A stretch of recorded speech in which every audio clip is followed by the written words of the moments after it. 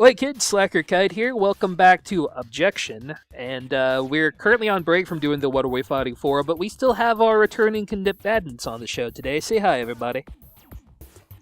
Hey, I'm Joan. How's it going? And I'm Josh. And I'm TV Dinner, telling you why you're a bunch of privileged nothings who really should stop it. Wait, hold on, I'm not Tumblr. Never mind. I forgot for a second that I wasn't Tumblr. I'm Tumblr, you're Tumblr, we're all Tumblr. It's alright. Today we are all checking our privileges. All of us collectively. Hooray! We're all terrible in the same way. I'm a female of a minority religion, so I have the least amount of privilege amongst all three of you. Oh, you know, that's not wrong. It's quite fair. But we're And retired. it's unfairness. We're on break from recording the What Are We Fighting For because of things and whatnots. Nothing, things and stuff. Yeah, people are returning to college, all of that fun stuff. So instead of our normal recording, we're going to discuss news. And everyone shuts off the video now. Well, you know what? God, I think I'm gonna shut it off. This sounds fucking boring as hell. I was like, I'm not gonna blame anybody who does. But there's drama on the internet, TV Dinner. Aren't you excited? Oh, lucky freaking duh. There's drama on the internet. There's also water on the fucking beach. If we're going to the 24-hour shit you already know network. Next, we're going to talk about why boobs are good. Speaking And why of how why come boobs, you can't see when the sun goes away. Because you didn't open your eyes! speaking of why boobs are good, what say we start with Zoe Quinn? What a fucking segue. I am the That's not how king they of work. the transition. That is not how they work at all, Travis. Alright, so some of us are aware of the news and some of us are not. The internet went into a kerfluffle over the last weekend of social justice warriors against the MRA, red pill, anti-social justice warrior fuckwits. In regards to a developer who makes games that nobody has heard of. Well, I- we should discuss who Zoe Quinn is first, and then kind of go from there. Zoe Quinn made this Flash-based browser game called Depression Quest. Now, the idea behind it was to show people who don't have depression and to give them kind of a taste of what it's like and what it feels like to experience it. Now, having played the game myself and I have depression, it doesn't really, in my opinion, do an accurate job of depicting to people without depression what it's about. But an attempt was made, and some people managed to get something out of it. She calls herself a game designer. I don't know what else she's done that's really hit mainstream. I know she's done little side projects and stuff here and there. And she's very passionate about feminism and about privilege and representation and all that stuff. So that's basically the gist of Zoe Quinn. Which is a good gist.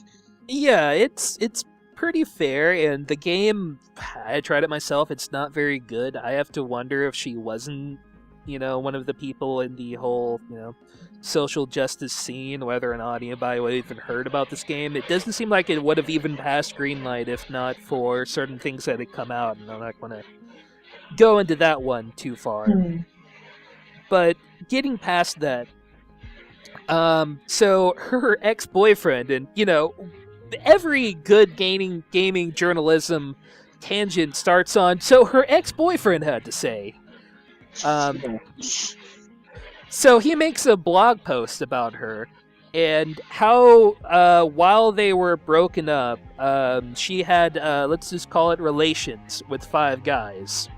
And most of them related to gaming journalism in some way, shape, or form. And it probably wouldn't have been a major deal. Probably like NeoGaf and a couple of places might have commented on it. Except for some no-name guy put up a post and she took it down for copyright claims. for using a picture of her that she copyrighted. And then the internet aristocrat picked it up, and as much as I like him, the video that he made was vitriol and hate, whereas most of the time he tries to take a little bit of a balanced, giggly look at things. He seemed very angry that she took down his friend's video. Well, that's kind of the problem with... So this is the... you and I have discussed the Internet Aristocrat before, and here's the deal, Sweet Pea, and by Sweet Pea I mean the Internet Aristocrat. Your holier than thou fountainhead bullshit, yeah, it cuts both ways. And now I'm being crass, and that's not called for. I apologize. My point is that if the Internet Aristocrat's whole thing seems to be an objective look at why something is stupid, which it kind of seems like that's the whole point, and then your friend gets their feelings hurt, if you start crying hard or foul on that, then it kind of takes the piss out of you. Yeah, and it really went too far, I think, with his video. And it went well into the realm of slut-shaming, and it felt kind of creepy and awful, but a lot of, the anti-social justice warrior, blah, blah, blah, they took it up as a call to arms. And things got serious at that point. Tumblr wars and Twitter fiascos became abounds at this point. And it brings first my question of, did we even think these people were, bastions of social quality, that everything that Kotaku posts, especially, it is, beyond touch? Well, okay, here's the thing. People looked up to Zoe because she stood for and represented a lot of the things that the social justice, quote-unquote, community stood for. Feminism and representation, etc., like I was saying before. So when they see that she's a human, like anybody else, and humans make mistakes, people on the opposing side are quick to go, oh, she, did whatever she did with these dudes, that means we can take her down a peg. And then people who are, quote-unquote, on her side will defend her to the death. So it's kind of vitriol on both sides. There's no side that's innocent here. And the thing that gets me is that, to be honest with you, I don't care who she jilted. I don't care who she had sex with. That's not my business, and that shouldn't, in my opinion, shouldn't have been made public. That should have been between her and the ex-boyfriend. If one of my ex-boyfriends did that in public, I would have been absolutely appalled. That being said, there was the question of, did her sleeping with one of these journalists influence, potentially, a review or coverage for a depression request? And that's where I think the community was trying to lead the discussion. The problem was that this discussion was being censored everywhere. 4chan was censoring it, Reddit was censoring it. I think NeoGAF and the Escapists were the only two places I could find that were actually having, for the most part, civil discussions about what was going on. But it was being censored left and right. So it was hard to garner any sort of community discussion about this, on at least that point. And it gets me, right? Because if you take a look at, when the Cards Against Humanity guy, when everything came out about him potentially having a rape case back in college, not even with anybody that actually is well-known, influential, or anything, just happened to be.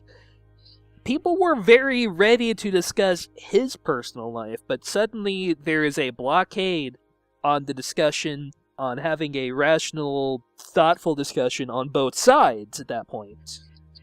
Well, to that, two things. One, I absolutely hear you on that, Kite, I really do. The problem there's some justification in it because let's face facts. Slut shaming is, the word slut has a implied feminine connotation now for a reason.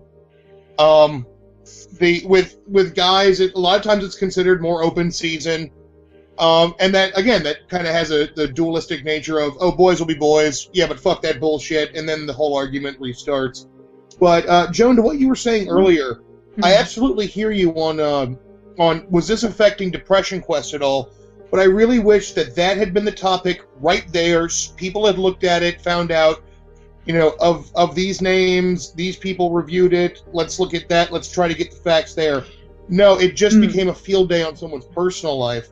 And that's the quickest downfall of any conversation, any argument, discussion, debate on the internet. I think, is ad hominem the right term? Is that the one I'm trying to think of? Yeah, it's a personal attack. But here's the thing. Like I said, I was following the two threads that I could find on The Escapist and on NeoGAF.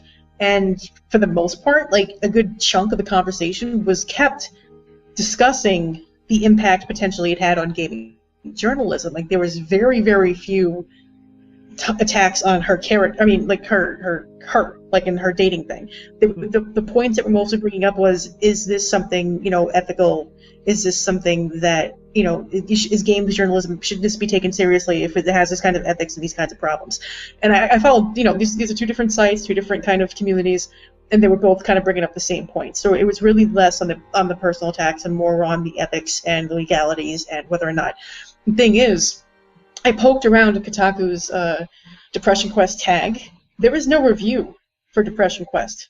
The person in question who Zoe slept with, he wrote up kind of like one of those long, like, gaff lists of here's all the stuff that's on Steam Greenlight, and Depression Quest was one of them. And then there was another article about Depression Quest written by somebody else entirely. So there was never any review about Depression Quest on Kotaku. So that discredits that theory immediately. See, to me, there's constructivity. I just made that up. There's constructiveness. And honestly, Joan, Josh, and Kite, I'm not trying to hurt anyone's feelings here, but there is some merit to say, like, well, if this is how video game journalism's going to go, is it journalism yet? There's actually a conversation there. I don't think it's completely fair conversation. I don't think it's completely informed conversation. I think the question's coming out of ignorance. But that being said, if there is some way to better video game journalism, that's the conversation. Not who put what in whom. Yeah. How can you have fallen, though, on the sides of the people who, the whole Kane and Lynch controversy, where they literally put in more favorable reviews for a game because they were being paid for it? Or not even that. Looking back at EGM, when Dan Hsu was still editor-in-chief, he wrote an article, and I wish I can find it, I have to pull it up somewhere, basically saying this is what happens in the industry. Advertisers, will bribe or threaten people in the gaming press with pulling their games or whatever if they don't give them favorable reviews or more coverage. Like, this is a thing that happens. Yeah, people are given, review copies and things along those lines. Now, you could say with review copies especially, I mean, that's a tool. You can't do your job without a copy of the game to review. And there's the other side of it, too. Like, you can't properly do your job if you don't have a copy of the game to review. But that said, should that be influential whether or not this game gets a 7.5 or a 9.5? But it rarely stops at that level, right? It's people get flown out to events and things. Yeah. When the publisher said so. Harry, no. Good. No, I'm sorry, that was a bad joke. No, I was making fun of Harry Knowles, but to be completely fair, we had this conversation about Harry Knowles. We've been having this conversation a while just about online journalism, if you guys recall, in the early 2000s. This is not a new conversation. No, I don't. Internet denizens amongst us.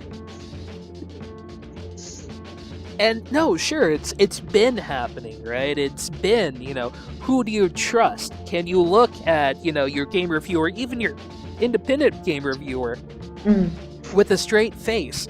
Can you look at certain people and say absolutely, well, this guy wasn't paid off. Surely his positive glowing review was just because how do you trust anybody anymore if that's the level that we're looking at this point is, where are we going with this?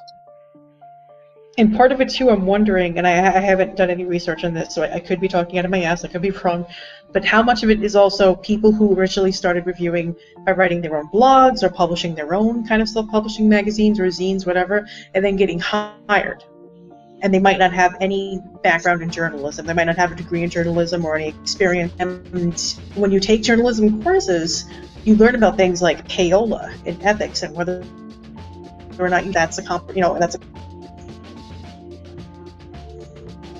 consumer anymore. You're doing it for your own benefit. And a lot of bloggers may not have that kind of education. I'm not saying they all don't, but this is, is I guess the question is gaming journalism legitimate journalism?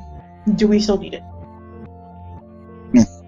I mean, it's especially a question with the individual reviewers, right? It's, and it kind of brings us into, say, the next topic along the lines here, is that, say if Total Biscuit reviews a game and he is given a copy and they take him out to, the convention that the viewer runs, is his integrity still fine? If they buy, if Blizzard pays for a ticket for him to fly out to BlizzCon, can that still be considered ethical at that point? And then you get it's hard. I can't. Oh God, there's a term, and that I can't remember it is to my eternal shame. But it basically states, is it recluse? If that situation, damned if you do, damned if you don't, kind of. But if that situation, let's say Total Biscuit, that happens to Total Biscuit. If he likes it, then he's obviously on the payroll. If he doesn't like it, then he's just a poser who's trying to look like he's not on the payroll. You know what I mean? Yeah, it's damned if you do, damned if you don't. Oh, he wants to be another angry video game nerd. In the classes that I take, and I know I sound like a fucking dork when I say this, but I take media courses, I'm trying to do, media stuff. We're taught that you need to have either full disclosure to your audience saying, they paid for my ticket, they did this, just letting you know up front before anything else in the fucking review is written or said. Otherwise, you recuse yourself from whatever project you're working on. Like, I'm too involved with these people, I cannot objectively review it, let me give this over to somebody else. Those are your two best options. And then circling back, right, it's how far do you have to go with that? It doesn't surprise me in the slightest that Zoe Quinn knows these people who are running Kotaku or running other indie development studios because they go to the same conventions, they have the same meetup, they hand out their, cards at the same press junkets, right? Right. So these are people who work together in the same place. How do you feel comfortable writing a scathing review of a game for somebody that you had a drink with just the other night? Because, and I've spoken to my smoking friends who are journalism majors, and the way I've heard it best described is, you count on your subject to do their job, and you hope to God they understand that you're doing yours. The video game designer designs the video games. The critic has to critique it. And that can suck, but it has to happen, or else,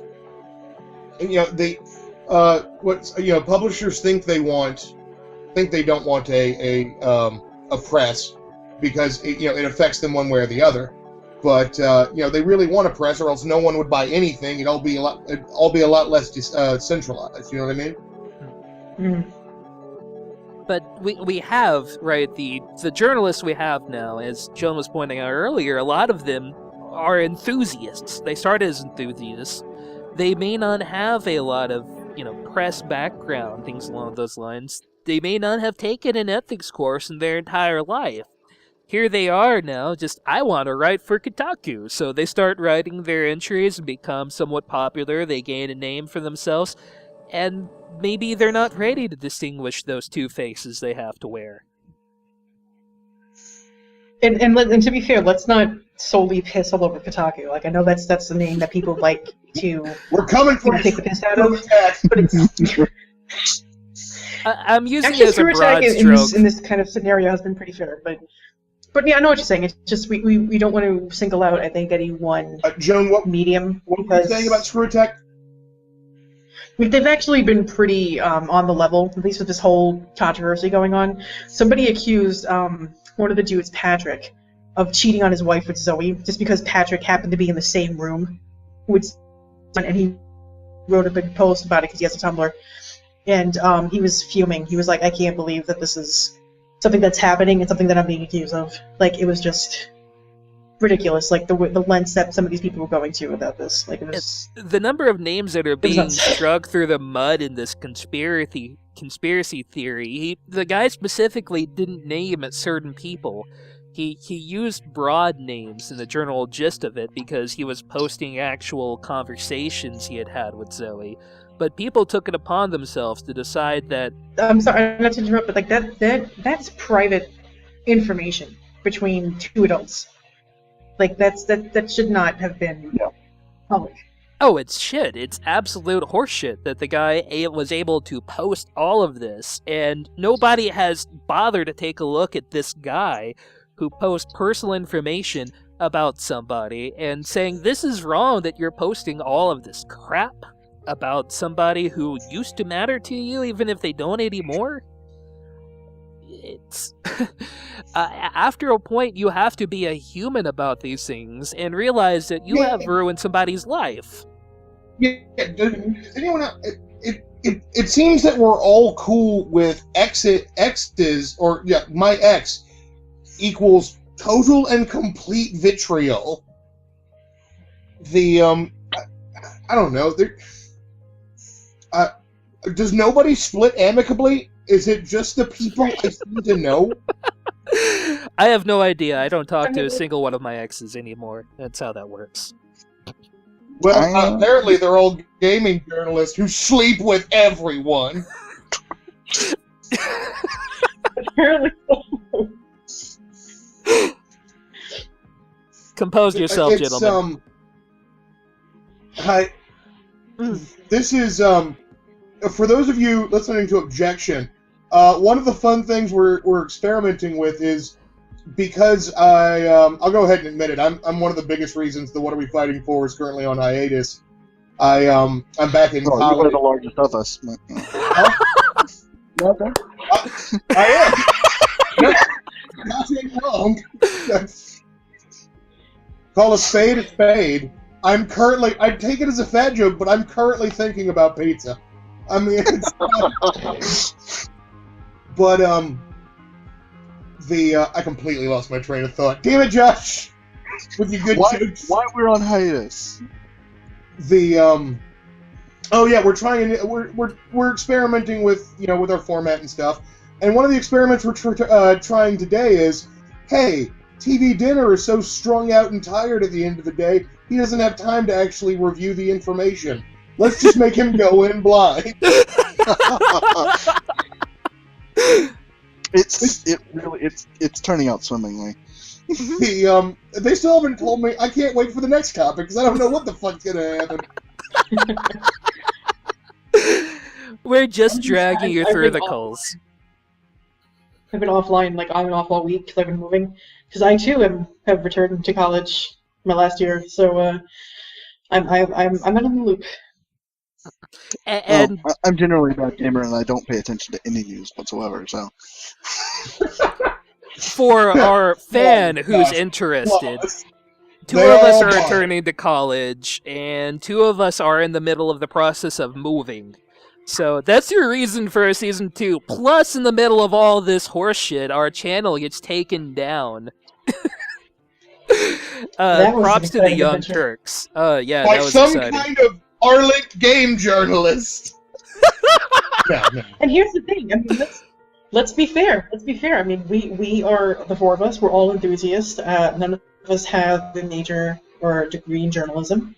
I think the closest would probably be myself and TV Dinner, and even though it's not quite journalism, it's communication related. My minor's in communication, madam. Milady. Yeah, that's a minor, though. No, you need to my bonnet in your general direction. You know what? But the point is, I'll give it minor consideration. Oh. Better get your ass But the point is your ass got murdered. is that we ourselves, we're enthusiasts and we understand it. There's only so much that we can bring to the table as enthusiasts because we're not professionals in what we're doing. That being said, I think that we still have something to contribute, and I do think that enthusiasts in general have something to contribute to the conversation. But there's got to be some sort of line between enthusiast and professional journalist, and I think people don't recognize that line. They just see them all as the gaming press, and that's a big misnomer that gets a lot of these conversations kind of off base. Well, sure, and it's so really easy to make such a, it's easy to make a misstep. You look at JonTron in this whole controversy, right? The poor bastard. He uses the word retarded once. So his response to this whole thing, basically, he was in some TV show sort of thing that was going to be with Zoe. They had a private discussion off the camera. They, said some things. They didn't really like each other, but there's like, okay, we're going to get through this and whatever. When he found out about all of this, his reaction was, well, she's not exactly a great person. Stop being retarded, guys. And the internet went apeshit over the word retarded. And then he retweeted a comic that wasn't in the best of taste. It wasn't horrible. But it did... Do you happen to have the comment? The comic he retweeted, I don't have it on hand. If anybody else here has the link to it. Joan. I can pull it up. I can pull it up. The problem. I want to be informed, but I don't want to propagate this bullshit any further. Well, here's the thing. Here, and this is where it gets a little kind of off kilter here. Is it cool for me to mention who made the comic? Yeah, go ahead. Or are we avoiding names? Okay. So if you're familiar with Tumblr culture at all, you have like the social justice warriors and then the anti-social justice warriors, etc. This person, Plead Comics. Anti-social justice warriors now? What the shit? Yeah, there's a whole thing.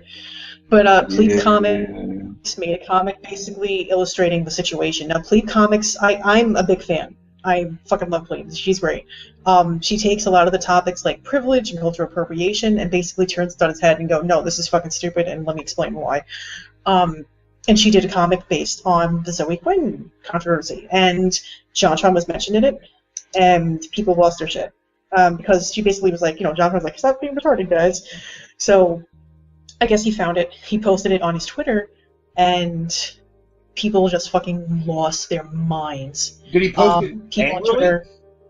Yeah, like people on Twitter were saying that he was like a misogynist and like disgusting human being and all sorts of shit. And Plebe was just like, you guys are ridiculous. He kind of posted it without any real comment on it directly himself. He did use the phrase "stop being retarded, guys," and the first response directly was ableism. And then this comic came out that actually directly mentions JonTron, and so he reposts it. And holy shit! I'm trying to understand what the comic had. I mean, was it saying that JonTron? I'm pulling it up. It's just taking a minute. It was basically the creator having a conversation with Phil Fish, who has been defending Zoe in regards to the whole situation, saying, is this what you really want to, what you want to defend? Because Zoe has a history of blocking information, of blocking things that happens. There was a, Joan, do you want to comment on the whole... You know what I'm talking about, with the thing and the people and the whatnots.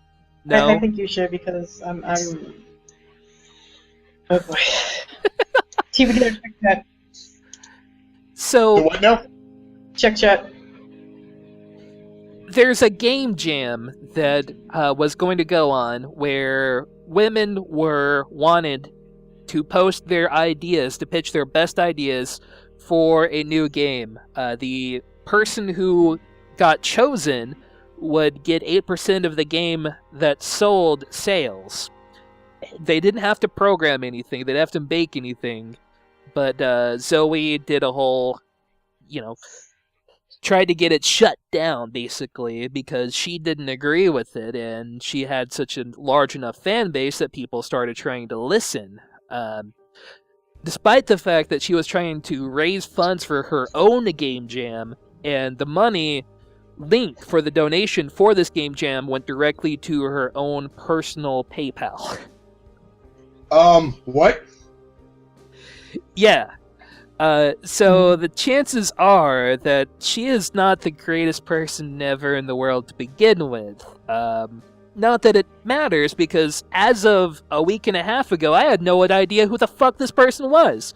Suddenly, the internet wants to know every last thing about her, and just like, Bleh. But people are losing their shit over this. And after this comic, including Phil Fish, who was trying to defend her, people hacked Phil Fish's website in regards to his development studio, started posting information like his social security number, his financial information, and then he quit producing games again for the 500 millionth times. I wasn't aware. I didn't read my internet almanac, so I wasn't aware I was supposed to give a shit about Phil Fish again. Right, exactly. No one's supposed to give a shit about Phil Fish, but here's the thing. He's still a person. Posting a person's social security is awful. Let me rephrase that. What I mean is, I didn't realize I was supposed to give a shit about Fez. This is just. I don't give a shit about Fez. I don't. Fez is fun, and if there's never a sequel to Fez, we're not all gonna go out into a cornfield and fucking drown ourselves. Like, it's fine. It wasn't even that great of a game to begin with. There, I said it. Fuck it. No. It was all right. I mean, yeah, I get it. Like, no, you don't get. Yeah, I get it. Sorry, I'm having a conversation with hypothetical Fez fan. But no, that's posting someone's personal information like that's fucking crime, if I'm not mistaken. Quite literally. Yeah, just an up and fucking straight up crime. And people are forgetting these are human beings. These are crimes you're committing against these people. Spreading that this happened, the link to it, even, is helping and aiding and ruining this person's life, posting it at NeoGAF and 4chan as if this is the greatest fucking thing. Wait, what did But 4chan again, do? God, what did 4chan do now? Here's the thing, though. Again, I said this before. People were trying just to talk about what happened, not necessarily the dicks and everything else, but just talking about what happened. 4chan was being censored. Every time people tried to bring it up, I think on B or V, I want to say, I could be wrong, mods were shutting it down. So there wasn't even really discussion happening. No, here's the thing. If you guys need to throw bottles at me for saying this, you can mail them to me and I'll have my roommate throw them at me. I absolutely understand why the V mods were doing what they were doing. Mm-hmm. Because this is the problem. Any constructive conversation about this would lead to a shitstorm, and they didn't want it. They would rather deal with the "you're censoring us" shitstorm than the having this conversation shitstorm. I can't fault the V mods for doing that at all. No, I absolutely agree with you on this. It's the state that we've gotten to now, that people have decided you have to be on a side. You can't see things in shades of gray. You can't think that there's room for women to grow in gaming and gaming journalism without being on the other side. The whole Mighty Number 9 thing, where how dare a woman discuss the idea of a female Mega Man? Fuck it, have seen Rule 34. There's ideas out there I didn't even want to think about Mega Man doing. Hold on, wait, people have problems with female Mega Man? Because I'm not gonna lie, that sounds fucking radical. People have huge problems. One of the community managers posted a concept art picture of a female Mega Man instead for the new Mighty Number 9 game. Yeah. And they had a shit fit. Why are people pissy about... Okay, number one, nobody better fuck up Mighty Number 9. Looking forward to this shit. Number two, I don't know. I've got a very odd stance on gender. I didn't realize it matters so goddamn much to people. Here's the thing, and Josh and guys, Kite's had to hear about this from me endlessly, so I'll pose the question to the two of y'all. Right. Can you name a trait, like a characteristic a person has, a full person, a person you could meet in real life, someone you admire or respect or anything? Can you name a characteristic or a trait that is specifically feminine or specifically masculine? And by that I mean that only one gender appears to exhibit this trait. Outside of None. what we would consider very specific biological. No. We're throwing no plumbing, none of that. Yeah, okay. Just aspects of personality, of character, of did I say personality? Personality, that's, what a person is, what comprises their being, not their meat. Well, a specific trait that is feminine or masculine. I don't think there is one. No. Not unless you want to paint in the broadest of fucking strokes. And that's the thing. Everyone kind of does. You know what I mean? Yeah. I mean, that happens. And then when you try to pin them, if you try to pin, and you guys can sit there and say, like, no, I can see what you're saying. But I get people all the time who get super pissy at me about, no, so you're trying to box me in. It's a false question. No. Like, no, I'm just asking you not to be vague. That's No, the thing. Like, I'm thinking of some of the specific, like, gender, quote unquote gender roles where, this is, strength is a masculine thing and passivity is a feminine thing, but it's really not. It's not. No. Some of the teachers that have meant the most to me in the world, you could easily describe, this sounds odd, but as matronly men. Men who exhibited traits you would associate with matrons. And it's fairly easy. There are men with feminine traits, there are women with masculine traits. It's a definition of a cultural norm, right? That you have a gender trait that is broadly defined. But show me somebody, I mean, especially, even considering the whole concept of sexuality, it's the Kinsey scale, I'm probably saying that wrong, but can be defined, can be applied that's the same. Yeah. How much you apply to the masculine-feminine scale is also, it's a scale. I could put it on a 1 to 7. I'm probably a 2.5 on guy to female. And, as far as gender norms go. Whatever the fuck that actually means. God, who knows? And a lot of people get upset at me about this, but let me be clear. Both both men and women have gotten upset at me about this, and I don't quite get it. Like, I don't understand. There's not more differences between all of us. I think a lot of it especially has to do with the ability for somebody to consider, because having a defined role, male, female, straight, gay, once you have somebody boxed into it, you understand how the interaction is supposed to go with that person. But if you define against that role, people who have more asexual traits are less trustworthy. It just in general, when you look at how people look at these people, they are seen as less trustworthy by the average person. And it's not anything that's a conscious thing, but you don't know what box to put this thing in.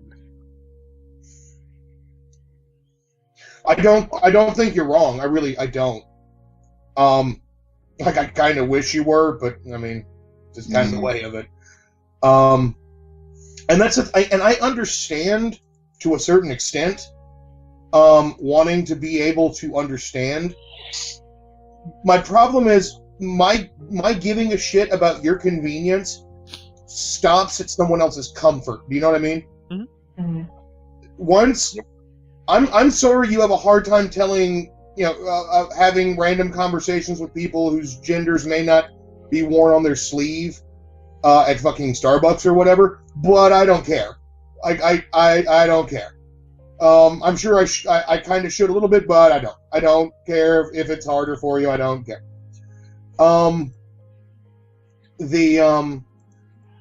But I don't know. Josh, Joe, do you guys kind of understand where I'm coming from with this? This whole I don't get it. Can somebody break it down a little bit for me?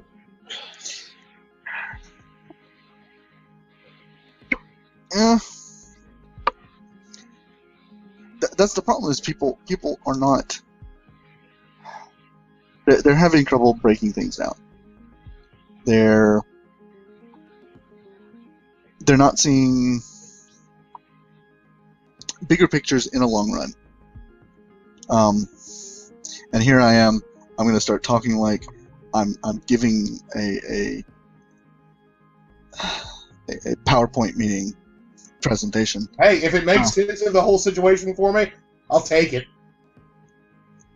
As far as gender roles go, it's just everyone wants things their way. They want things their way, whether it's the way that they have been raised or the way that they have taught themselves to perceive things. And it's going. If you lined up a whole bunch of people and you asked them all just thousands of questions, no one's going to end up answering all of these gender questions the same way. They're going to be similar if they come from like similar regions.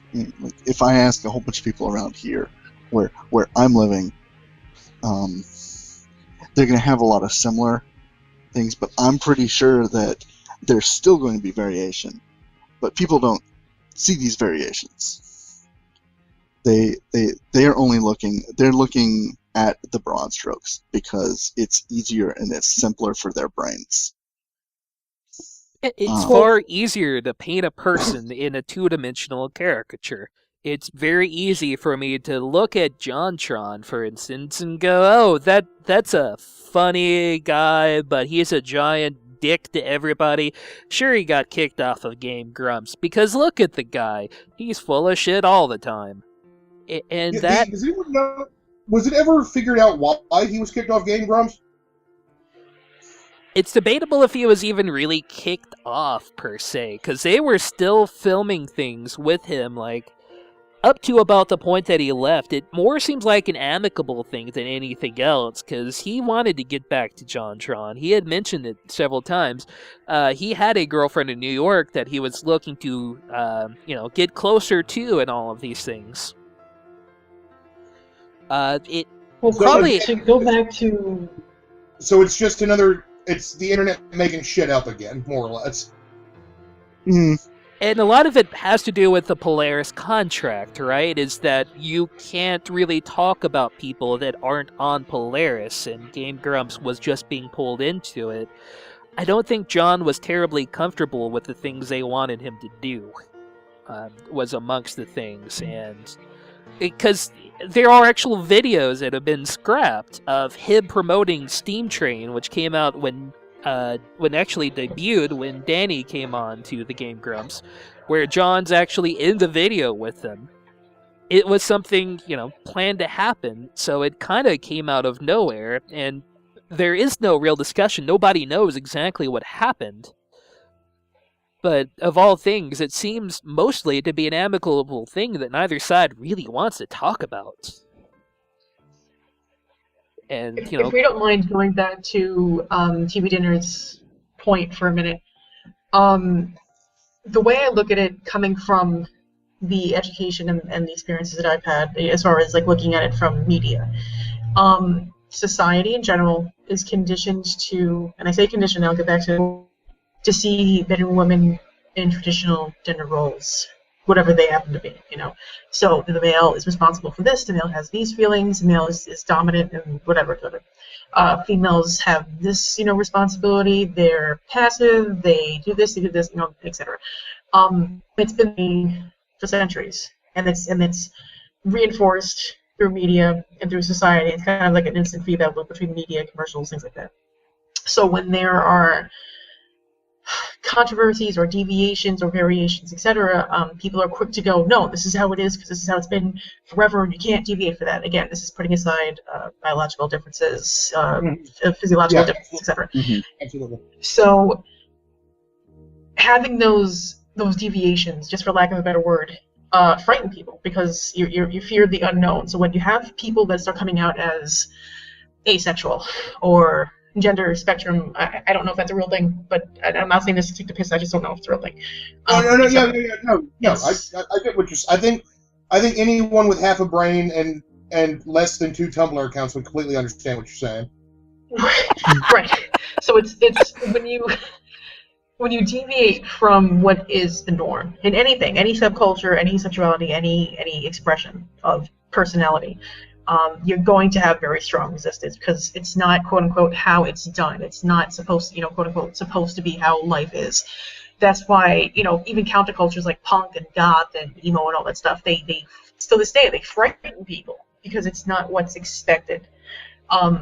So when I'm going off on a big assumption here, TV Dinner, but my guess is that when you have these conversations with people, men and women alike, they were probably kind of uncomfortable or confused or pissed, probably for that reason, because you are offering an alternative to something they may not have considered. And again, I'm I guess. No, you're absolutely right. I think you are. I can't speak for them, and I'm kind of glad I can't speak for them because they're weird. Yeah. So are we, to be fair. With their inability to imagine people complexly, they disgust me. I've met the Well, people you thing hang too, out like, with, sir. labels They're strange. exist- But labels exist for a reason. It's when I wear my weird goth shit outside, people are quick to pin me as a weirdo, and that's fine because labels exist that you can quickly categorize people and get on your way. I mean, there's no way you're going to get to learn the individuality of all 7 billion people on this planet. You can't. So labels have their purpose, but it's when they're taken to that extreme, and then you start hating people regardless of whatever culture or label they decide to slap on themselves.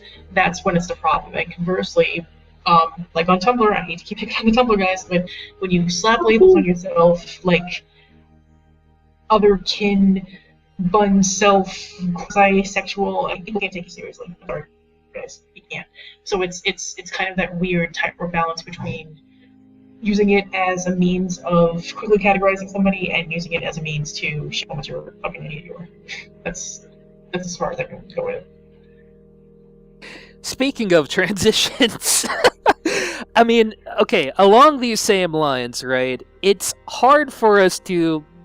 It seems hard for gamers themselves to distance themselves, especially from having a broader category of I am this specific thing, and therefore the other person must be the problem. And especially it goes the largest against corporations, people who decide that EA has some amount of this is the exact words I'm trying to look for, like so many things fall upon the ground.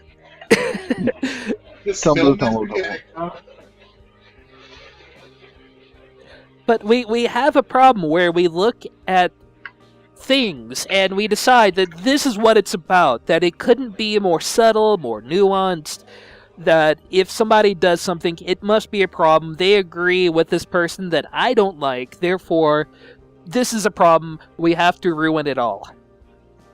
And there's nothing bigger to me that kind of shows this front, and it's coming from a smaller group of people, sure, but the dedicated denial of service attacks against major corporations over the last weekend.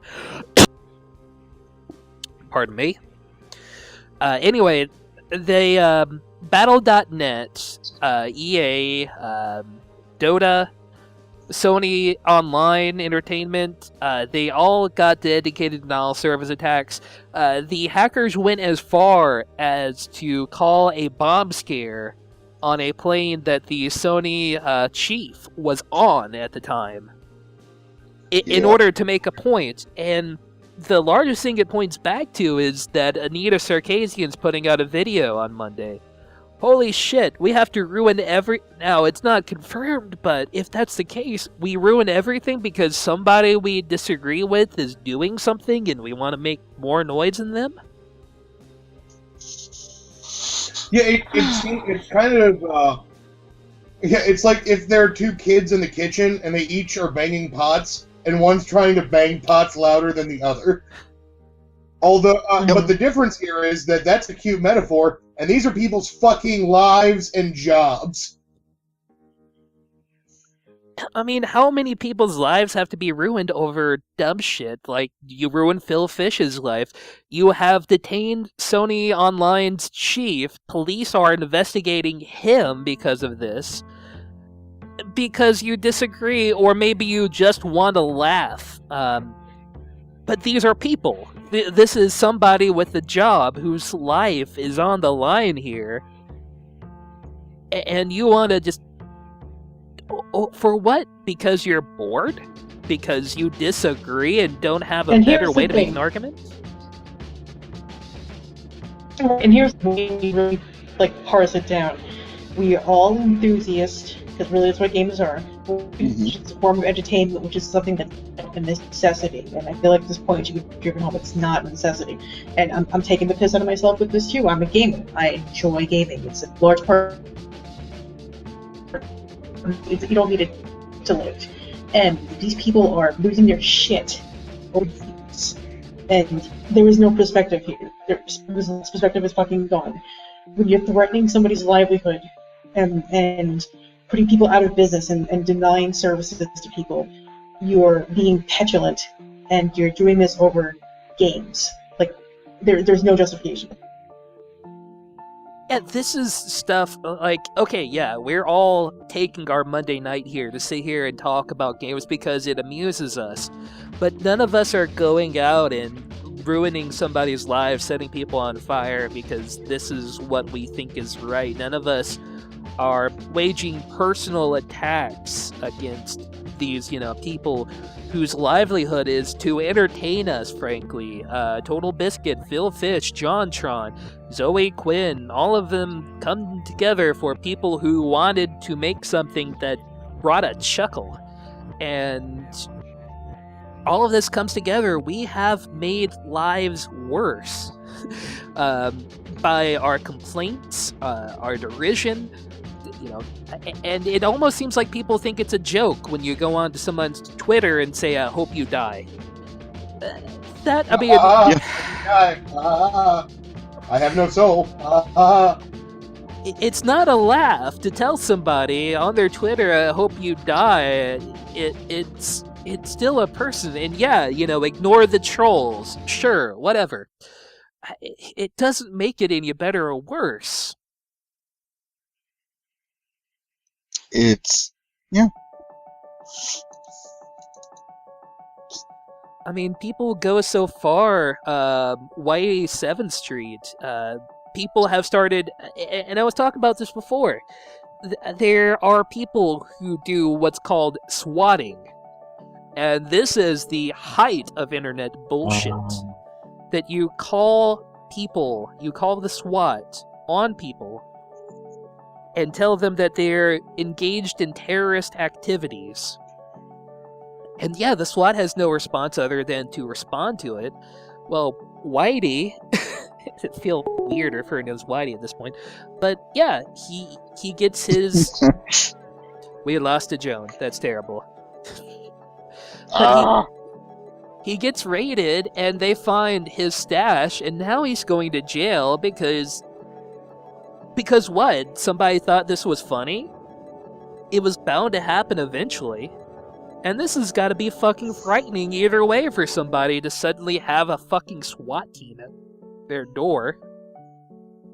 Well, not only a SWAT team, because a SWAT team lasts a night, a criminal record lasts your whole life.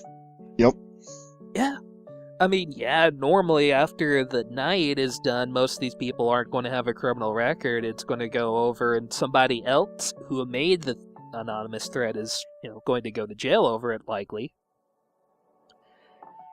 But it still is shitty, and of course, we all knew eventually this was going to happen if this kept being a recurring theme.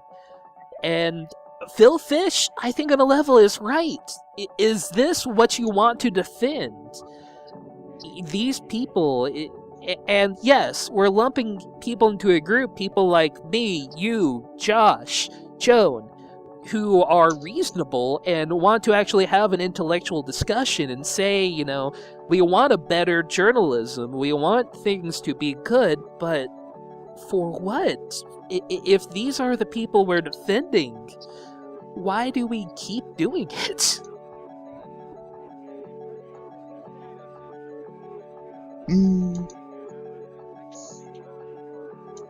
And the silence speaks for itself. I mean, No, I thought you cut out. That was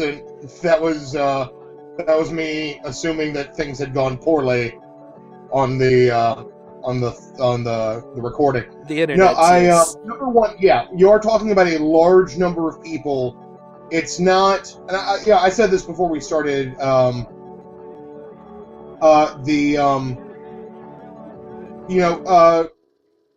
You couldn't have had this conversation wouldn't have come up 10 years ago. It wouldn't have been a real conversation.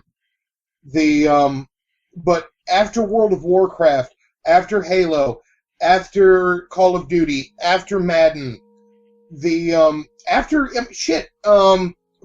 and Angry Birds with the casual gamer, the term game community, it means like next to nothing. And I don't mean, by that I do not mean, your opinion is bad and you should feel bad. What I mean is it's so hard to determine what the hell gaming community means. And it's so nebulous that it's almost like it's almost moot discussing it, you know what I mean? Because it's like, who are you talking about? Well, yeah, and you have to think, like, in the broad spectrum of people who play games, people who post to /V, people who post to NeoGAF, we're talking a minority of a minority here. And if you think that your voice has that much of a matter for the people who do these posts and things along those lines, it doesn't, It's the broader spectrum is that there is so much more than just the people that we hear from, the people who are vocal. It's a very loud minority of people who speak on these things. Oh, yeah. And a far larger community of people who just, League of Legends is kind of fun. That's what most people do. It's a video game. I want to go and enjoy myself. And there are just all these people with all of this vitriol, with this, it's about me, when it's not about me. I know you dislike The Game Theorist, but MatPat made a really good video about trends in gaming, and people say they want changes, they want revolutions. Well, look at Mario sales. The worst sellers are ones that go against the grain. Mario Galaxies don't do as well as new Mario 3D Land Boy game. The games that continue the Mario 3 tradition. I really want to play a game called Land Boy. It's just about a fat kid who refuses to get out from under a shady tree. And it's like, Land Boy, save the world! No, not doing it. Not doing it. I'm Way busy. too warm out. I'm sorry. You brought that up to me, I think, just in passing while we were looking at that stuff we were looking at driving around. Yeah. And that is heartrending to me. Because I don't give a shit if this sounds Mario hipster, which Mario hipster band name call it. But my absolute favorite Mario games are the ones that got away. And of course, I have a soft spot for 3. Who doesn't at our age? Mm-hmm. That being said, Paper Mario, Mario Galaxy, and Luigi's Mansion are like my favorite Mario games I can think of in recent memory. And those are the ones that did break away from whatever the hell it was a Mario game supposed to be. I'm still waiting for Doki Doki Panic 2. Doki Doki Panic 2. Ironically, it plays a lot like Sonic 3. Who would have thought? But I mean, yeah, this is what gamers actually are. They're, the guy that you pick up your keys from when you go to rent a car. It's the guy that you buy your sandwich from at Subway. These are gamers. It's not the guy in the basement. Here's the thing, and this is kind of the shuddery moment when you think about trolls. That same guy who you get your keys from, that same lady who you get your sandwich from, these are the people who get online at the end of their long day and just spout the most venomous shit, who make it hard to be in the community. And this makes it sound like we don't think we're part of the problem. And frankly, I'm okay with that. I don't think I'm part of the problem. Because I'm amazing. Solving problems. Are we not? I mean, me, you, and Josh sat here and for 30 minutes perused the Steam sale, and we, shat upon like a AAA game for $10? Yeah. Oh well, that's too expensive. Like, I'm waiting for it to be $5. Shit. And it devalues art. Eat every genital, that person you're describing. That person sounds terrible. I picked up Borderlands this weekend. Yeah. I picked up Borderlands this weekend with Borderlands 2 and Borderlands 1. Because Josh is my hero, and he pointed out it's a good idea. And then I was like, yeah, I'll give it some thought. And then my roommate Shane was like, yes, this is an awesome idea, do it. I'm like, all right, two people whose opinions I respect about video games have told me to do this. I should do this. Travis being the weirdo and hating Borderlands, but, Yeah, I wasn't a fan. I didn't like the first Borderlands that much. I was told because I was talking with Shane about it, and I mentioned all my problems with it. He goes, yeah, dude, that sounds a lot like it's the console. Try it on the PC. I'm like, okay, if I get the chance, I'll give it a shot. And I found it for $5. I was like, there's no way I can't buy this. But that's the thing. We've become, especially as PC gamers, the Steam sale buyers. And if you listen to... There was a really cool blog post recently by the guys at Puppy Games about how, it used to be 5-10 years ago. You make a $20 game, it's a $20 game. You have a follower base who was going to, pick it up and buy it, and it's a smaller base. So you do less support for them, but you sell a game on Steam for $3. Not only are you losing that money and getting a broader base of people that you have to appeal to, but every time you sell a game, you're selling tech support as well. They're going to say, oh, your game crashes and it's a giant pile of crap. Well, buy a better motherboard. Christ. Mm-hmm. But that's gaming at a spectrum.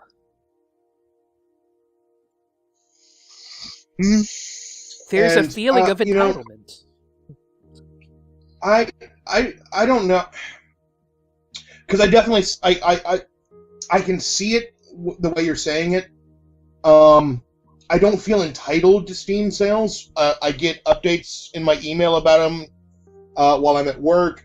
I'm like a kid. I can't wait till I get home because I can't wait to see what it is my email was telling me was on sale. I decide if I have the money or don't. Spoilers, I mostly don't, ever.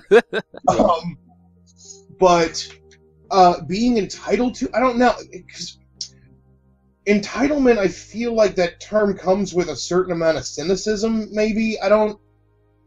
Entitled has such a negative connotation. Now, I absolutely understand what you're saying, and I'd never really thought about it in the way that these Steam sales are bad for gaming in the long term. I'm like, I don't... what are you talking about? But no, I can see the argument. I just think that if that's the case, then Steam, then the entire community will shift. It'll compensate for it because it's not like it's going to it's not like gaming's going to go anywhere at this point. No, I mean, it's certainly not leaving. It will continue to expand and encapsulate more people as, it goes to the iPhone. It goes wherever it goes these days. You know, my aunt plays Candy Crush more often than I play Warcraft. That's kind of frightening on certain levels. She's level 370, and I'm sitting here just going, well, you spend a lot of time playing video games now, Auntie. Yeah, but that's how it is. It's no longer... there was a day when you could talk to somebody and be like, oh, well, that's somebody who obviously plays Mario or Halo or whatever. It's definitely expanded beyond that, and the people who want it to be the way it always do have an amount of titleism, and that goes for developers too, I think. Video games are an escape, kind of as a natural default. Games are an escape for people. And, of course, any change to that, any alteration of that, is going to scare some people. But if the movements for the gaming community become more inclusive, they can fucking cry more. I don't care. Like, it's just... that being said, there are some arguments out there that I think are valid for the whole hypersensitivity thing. Do you know what I mean? Mm. But the broader question in all of this is it the growing pains of growing gaming as a community? As more people are brought into it, as it's seen as more of a normal hobby that people just fucking do, is it something that... Do you think it's going to stabilize? Do you think all of these personal attacks, all of these vendettas, will they somehow calm down, or is it just something that's going to get worse as anonymity gets broader? Do you want my hopeful answer or my less hopeful answer? I think honesty is kind of the important part in all of this, isn't it? I mean, because the conversation has to be honest if it's going to be real. And we've had enough people posing and, harumphing and saying, well, maybe the world can do this and, gaming will be better. There's been a million posts about how bad gamers are or can be or should be, etc., etc., but I don't think few look at the realism of the situation that we find ourselves in. But to me, that whole gamers are bad like this, gamers are good like this. Man, fuck you. Fuck you, sir or madam. Fuck you, person. Because that's like saying, the Irish are always like this. Or it's like... Yeah. Because, and I don't say that trying to say that gamers are specific... like a specific nationality or anything. Like, if fucking you Eskimos. Gamer, purple, and you have your own xenotype. It's but it is such a diverse group now that there are going to be shitty people. There's going to be less shitty people. It feels like there are more shitty people because they're exceptionally vocal. Yeah. God, who was somebody famous once said that you can shout a compliment across the room, or you could whisper an insult. Both will reach the ear at the same volume. And I don't think it's wrong. I wish it was. Yeah. But mean seems to travel a lot faster than less mean.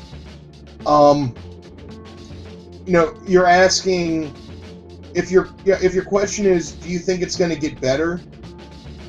No, I don't know I don't know if it's going to get better. I don't think it is. I think we're all going to get smarter about how bad it is, if that makes any sense. Yeah. I think we might just get better at dealing with trolls. I mean, but I don't think this is the new normal. I do think this is a transitional period, because how long has gaming really been a thing?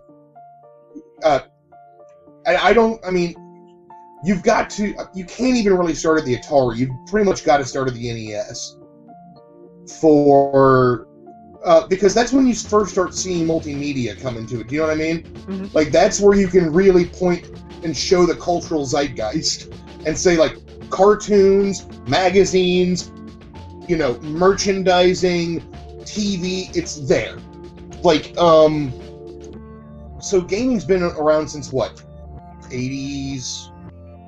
I mean, it depends on your definition. If you're talking the arcades, it's been around since the 70s. If you're talking Atari, late 70s. Talking Nintendo, 80s.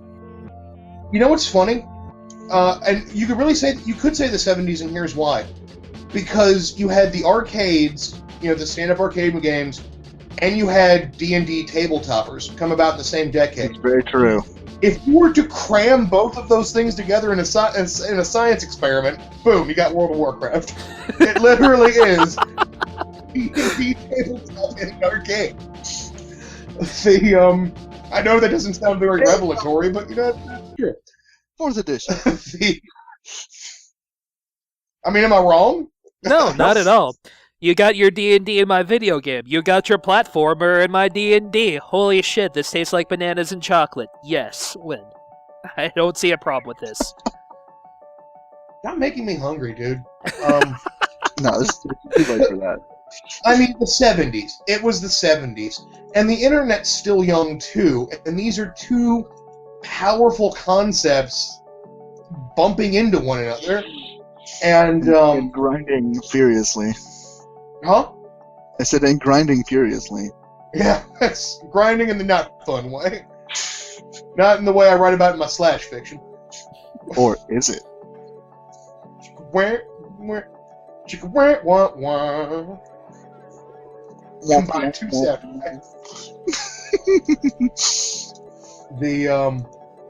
But I think I don't think people's comfort zones are going to stick around. I don't.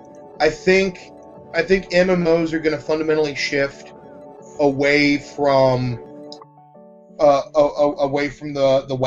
WoW kids and all that. I think that, especially from what we're seeing from like community generated content and crowdsourcing, and let's face it, there are less and less places to be anonymous on the internet, and there are less and less ways to be anonymous on the places where you can't be anonymous. There are less and less ways around it. The internet's getting more and more personal, like on a real, substantive, physical level. So, I mean, it's gonna be. I mean, shit. People are sending real SWAT teams to real people's houses. That still baffles me. It's disgusting. Like, that's got on multiple levels. It really is. But it also can't define a larger group of people what some shitty people decide to do because of some perverted idea of what justice is. And I guess, that's the ultimate thing here, isn't it? And here's the thing. I kid around with Tumblr a lot. I do. I give them the business. But to be honest, at some point, the social justice, I can't even finish that whole thing. At some point, your concept of defending personal freedoms of others, freedoms of thought, freedom of ideas, at some point, we're all going to agree on it, it becomes bullying. Like, at some point, it just becomes crass. And looking here at some of the stuff that was said to JonTron by people when he literally pretty much just said, "Hey, calm down. Just calm down." Yeah. And people's reaction to him basically saying "calm down," some of them are justified. Like, no, dude, this means a lot to a lot of people, and like we won't calm down. We can't calm down. We've calmed down too much. I'm seeing some of that in there, and there's validity in that. But a lot of what I'm seeing is like choke on razor blades and shit. It's just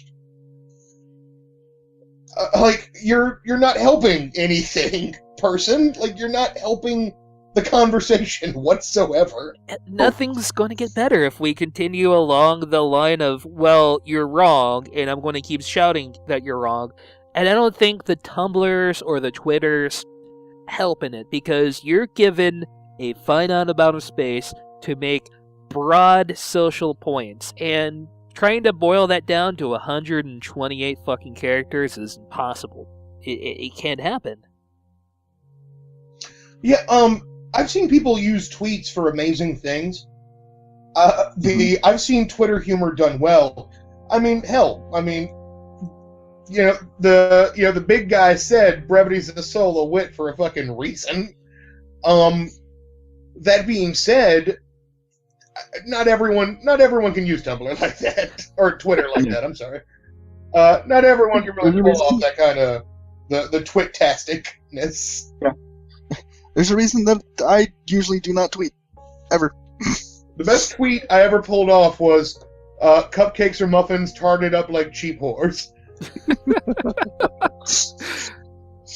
At most, I use Twitter to retweet news or my videos, but trying to ever post a larger concept to it is impossible, and I guess that's why I wanted to do the video tonight, is that there's something larger I at least want to discuss. Yeah, we had things to say, and 140 characters was not going to cut it. Well, Kite, what else did you have to say on that? Like, what else did you want to? Because, like, you guys keep telling me there's going to be more that's going to, like, really piss me off later. I'm pretty good and pissed off now. I mean, what did I miss? I think you've kind of got everything at this point. It's that we covered the gist of it. Yeah. This is it. This is the large, just fuckery of it all. Is that people, and it even isn't people who are trying to be assholes. It's not even the guys who are, posting bomb threats and shit. It's the people who think they're doing something good, and just ruining the day for everyone. Mm-hmm. And you just have to look at this and go, what? Yeah.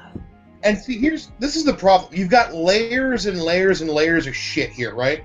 Because you've got people who are trying to have a chuckle, and then you got people who are trying to have a chuckle by appearing to have real grievances. Then you have people who have real grievances. Then you have people who have real grievances but go completely overboard with it. Then you have people who are trying to, like, defend the faith, or however they justify their behavior about keeping the game community however they want it, yada, yada, yada. Then you have people trolling by pretending to be any one of these other groups. So it's just layers on layers of clusterfuck. Mm. And,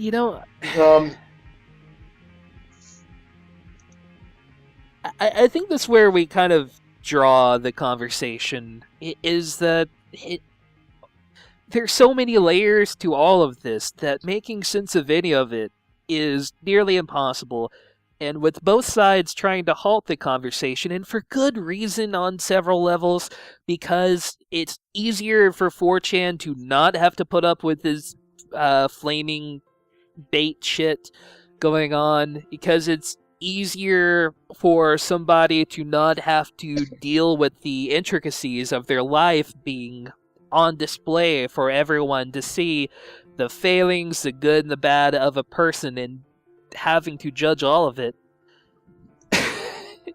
It's so broad and vast that if we don't have these conversations, that if we don't look at it on a level, if we don't dig through the shit and try to find the actual truths in all of it, will we find it? Because stopping all of it is probably the biggest problem of it all, trying to, say we can't have this conversation. There's no stopping it. It's water. It finds a way. TLDR on the whole thing. If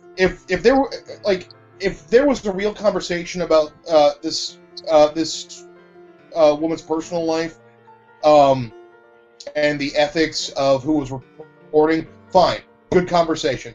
If there's a conversation about the behavior of the video game journalism community, fine, good conversation, because hey, we just get better by having that conversation. There's nothing wrong with that. But it's not. It's never that. It's never that conversation. It's personal attacks taken to the nth degree because, I don't know. I don't know why. People want to feel right, or they feel justified in doing it. And some of them, it's just because they can. Yeah, sometimes it is. Yeah, no, you're absolutely right, Josh. Sometimes it is just because they can. And that's, it's the gross thing about the power of anonymity. Yeah. What's it called? The greater internet dipshit theory? What is it Gabe called it? Yeah, yeah. Sounds about right. And then That's right. apparently there's a big uproar about Penny Arcade that I completely missed as well. I don't even know what the was going Dick on. Wolves. That's a whole nother conversation. Yeah, that's been a while ago. Yeah, there's a So- lot of research I'd have to do to bring that all back up, but basically the guys from Penny Arcade made some very broad, sweeping statements about transsexuals overall, and they weren't good or positive. They didn't reflect well on the person who said it, the ideas that they had, and it boils down to that these are guys that we go to for our edgy jokes, right? This is where we go for our humor. And you've Right. got to expect these people to fuck up sometimes. And they're going to fuck up royally because... I've never understood, and this goes into the whole trolling thing. People are like, "Oh, it's just a joke." I'm like, "No, jokes are told at a specific time. You know what a joke is, fucker. You're trying to bend the definition because you find it enjoyable." But the thing about comedians is that you're not always going to agree with them all the time. You know what I mean? Mm-hmm. I don't know who told everyone they have a right to not be offended all the time, but I didn't get the memo. There are comedians that I absolutely love who have said things and I've gone, and then gone on. Yeah.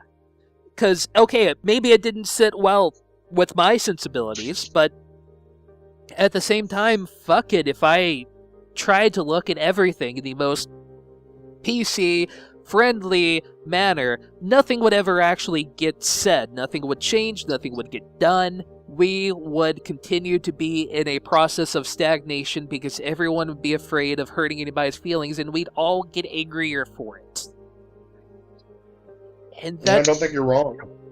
it's what comedy is about. It's about looking at these shitty things and going, man, well, that's stupid. Here's why. That's what good comedy is anyway. Yeah. I mean, that's, I don't know, man. It's just... You know what, and I'm going to call it there. We've been the What Are We Fighting For? We will continue to be the What Are We Fighting For? Objection. Yeah, now I'm just down. Don't be down. Be happy. There's still Japanese porn on the internet, TV dinner. Hooray! Well, I know what I'm doing. We all know what you're doing. Oh, yeah, it's not... I thought I made that clear. And that's what we'll leave on tonight. Good night, everybody. Tentacle porn. I, Good night.